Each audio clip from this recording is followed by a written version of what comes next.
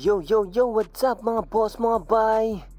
Here we go again. Kamusta? Sana all goods lang kayo dyan mga boss, mga bay. Unit for today, Honda Click 125. At eto nga pala yung itsura niyan mga boss, mga bay. Maraming gasgas po at basag po yung headlight niya sa harap at may mga pintura pong natapon.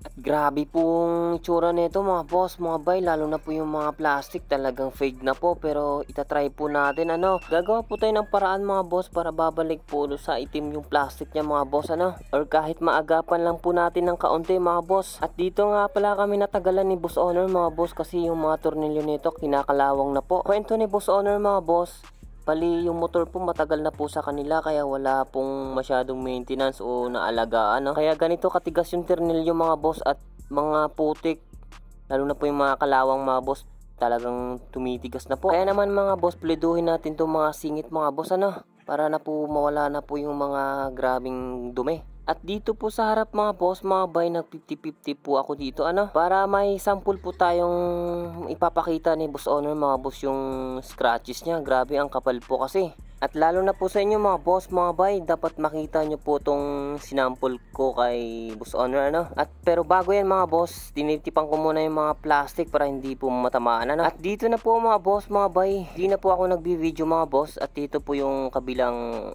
after at kabilang before po. Tatanggalin ko po yung detailing tip sa gitna para kitang kita nyo po. At ito na po yung swirl scratches niya mga boss, kitang kita po sa ilaw At ayan po, kitang kita naman po siguro yan mga boss, mga bay. Yan po ang swirl ni bossing. Grabe po, sobrang kapal po yan. At ginamitan ko po ng wall pad mga boss, mga bay, para makat po ng gusto yung mga swirl ni bossing So saglitan lang tong video na to mga boss, mga bay, hindi po maabot ng ilang minuto So andito na po tayo sa ceramic coating natin mga boss, mga bay. At again, nasa 3 layers pa rin tayo sa ceramic coating. So hanggang dito na lang po ako mga boss, mga bay. At sana more client pa rin tayo mga boss, mga bay, para may iba't ibang unit tayong ina-upload At hanggang sa muli nating pagkikita mga boss, mga bay. Maraming salamat po. Paalam.